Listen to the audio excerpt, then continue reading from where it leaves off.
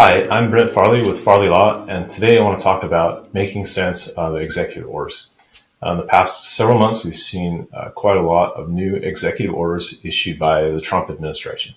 And to avoid getting too political in all this, I'd like to point out that just about every administration comes in and issues quite a lot of new executive orders that impact policy in the United States.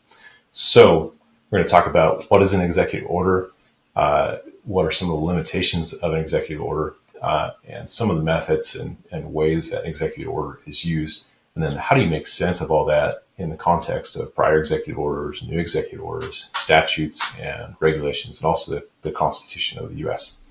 And so first of all, what is an executive order? An executive order is an order issued by the president, the current president of the United States, that addresses what the president's view and enforcement priorities of particular laws are going to be. So, for example, one of the first executive orders that came out of the current White House was an order directing agencies to reduce by 10 the number of regulations that they have in place if they want to issue a new regulation. So, if the agency wants a new regulation, they have to remove 10 old regulations. So just for example, that's an executive order. So what can an executive order do and not do? Executive order can kind of set enforcement priorities for current laws, because the president's duty is to take care to faithfully execute the laws of the United States. A president can direct some budgetary priorities and allocations under the direction of Congress, because Congress directs, Congress is in charge of the budget, but the president carries it out. The president can appoint and remove agency heads. And so sometimes you'll see executive orders dealing with administrative priorities or administration of a particular agency. So what can an executive order not do? An executive order is not the Constitution. So if the Constitution says something and the president tries to contravene it, you'll see courts come around and say, dear president, no, you can't do that, in a number of cases. Also, an executive order is not a statute. Statutes are passed by Congress and signed by the president. And so the president can't just say, okay, we're going to write this executive order that says we're going to do something that Congress has said, no, we're not going to do that. Or an executive order typically should not say we're going to refuse to execute a law that's been passed by Congress. In reality, a number of executive orders in this administration, past administrations, have been pretty aggressive in terms of how far the president will like to try to take an executive order. And so you can see some fights and some litigation on the extent or how far an executive order really goes. And so that can go through the court system. The court might say thumbs up or thumbs down on a particular regulation. So those are some limitations in terms of how far they can go. One thing that we do see from administration to administration is that one president will issue an executive order that says one thing, and the next president will come in and issue an executive order that says something completely different. First example that comes to mind in that sense is the last presidential administration had passed some orders dealing with environmental, social governance and reporting, and how the SEC is requiring reporting in those regards. And this administration has come back and unwound a lot of those prior executive orders and gone in a completely different direction. So let's talk about a few of the methods that you might see happen with an executive order. So one thing you might see with an executive order is resetting of enforcement priorities. And so sometimes you'll see an executive order that says we are not going to enforce, we're going to deprioritize enforcement of a particular statute or program.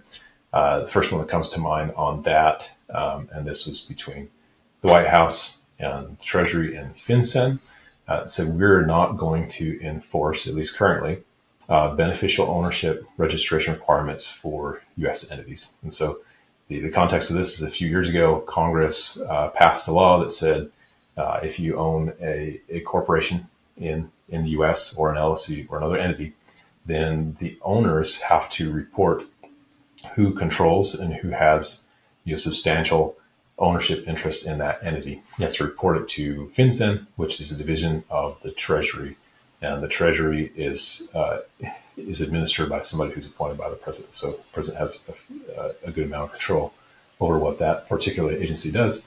And so this year, after several years of rulemaking through FinCEN, the the White House, the Treasury said we're just not going to enforce that rule right now. So that's one thing that can happen. You can see the opposite. You can see the White House will decide to spend a lot more to prioritize enforcement of a particular law.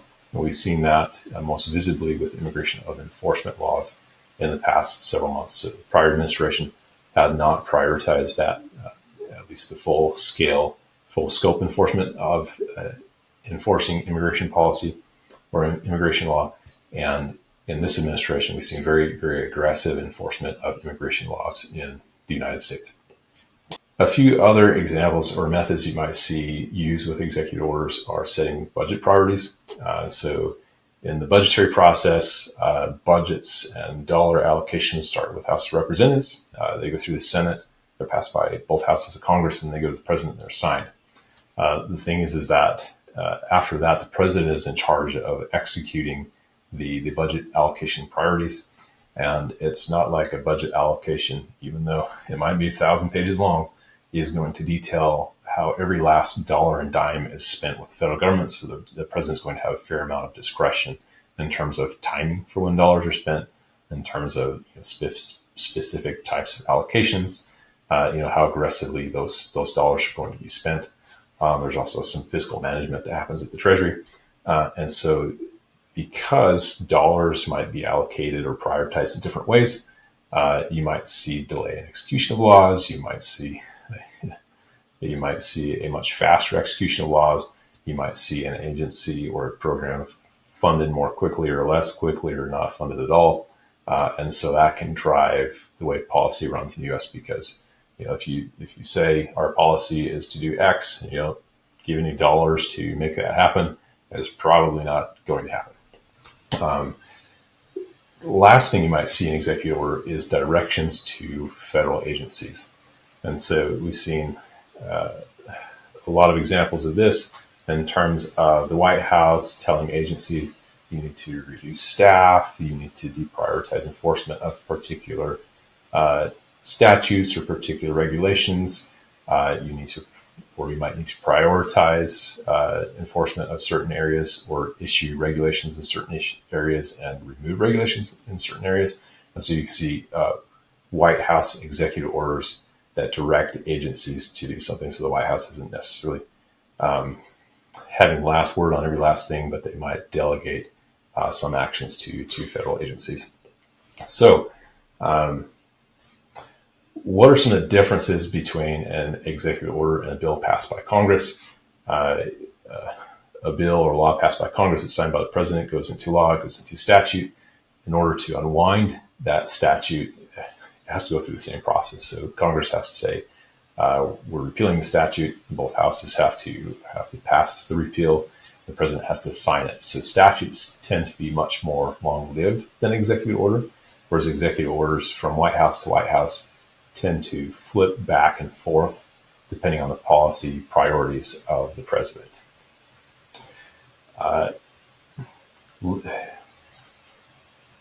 There are some limitations on executive orders. So a few of those limitations are executive order can't unwind a statute. It's not going to do that. Executive order can't unwind a constitution. Executive order can't unwind a Supreme Court case decision in most instances, unless the decision may be dealt with how an executive order ought to be handled or enforced. So in a lot of presidential administrations, there have been less aggressive executive orders and more aggressive executive orders. In some cases, the orders will conflict with what already exists in statutory or constitutional law. And so when that happens, what you'll see is a fight in court over how far does this executive order go. You might see some conflicts in an agency where a federal agency looks at an executive order and says, how far can I really take this executive order without breaking the law? And so you can see some delay and some discussion and some fighting and court proceeds over, how does this executive order impact me and my business, or other things that we're doing? Is it a lawful executive order? And how is it ultimately going to be enforced in court? So there are some limitations on how far an executive order can really go. A couple of quick examples, just to show how this process has affected a number of people in the U.S., and in particular, some of our clients will point out just a couple. One deals with affirmative action. So affirmative action has been a policy of the United States for federal agencies and federal contractors to take affirmative steps to try to hire minority and diverse job applicants into positions in the federal government and to positions with federal contractors. So the context of this was over 40 years ago, coming out of the civil rights movement, where there's quite a lot of discrimination against minorities, people of color. And so the idea was, okay, because there's been so much longstanding discrimination and difficulty in for these folks in getting jobs, we're going to take some additional steps to make sure that they have an opportunity to get jobs with the federal government, with federal contractors.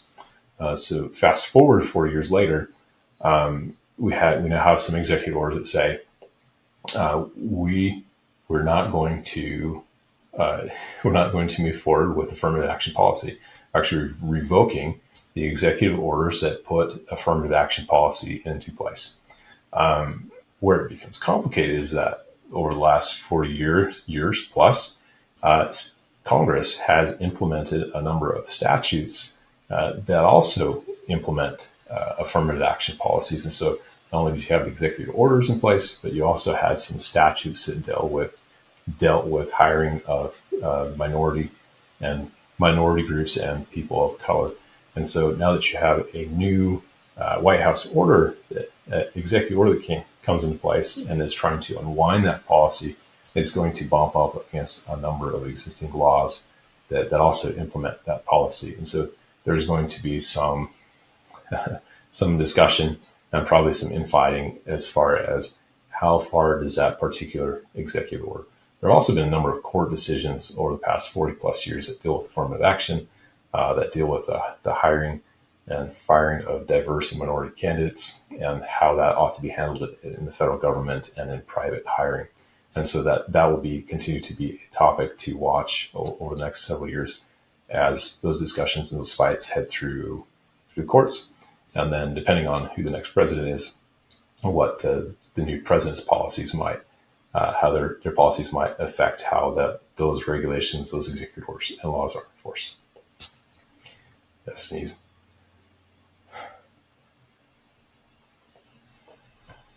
Oh man. The last executive order I'd like to talk about today is a deregulation order. So early on in Trump's presidency, he issued an executive order that says, dear federal agencies, for every new regulation you like to issue, you have to repeal 10. So you're going to get rid of 10 regulations if you want a new one. The difficulty here is that a number of regulations are in place because Congress, in a law passed by Congress and signed by the president, has directed the agency to implement that particular regulation or to issue a particular regulation. So at some level, if you have an executive order that says you need to repeal 10 regulations if you want a new one, at some point you'll run up against the point where there are regulations that are required to be in place that are supposed to be repealed in order to implement a new regulation.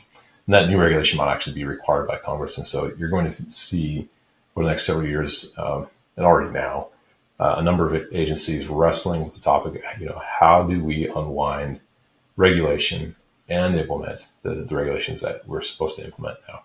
And so I think you'll see a lot of uncertainty in terms of, which regulations are going to stay, which ones are going to go, which ones are the regulations where enforcement might be deprioritized. And so, over the next several years, I think we'll see a lot of ups and downs and twists and turns in terms of guidance the White House is going to issue, executive orders the White House is going to issue, the response of federal agencies in terms of we're not going to enforce this regulation or statute, or we are going to enforce regulation or statute. and we're going to repeal or remove or stop regulatory action.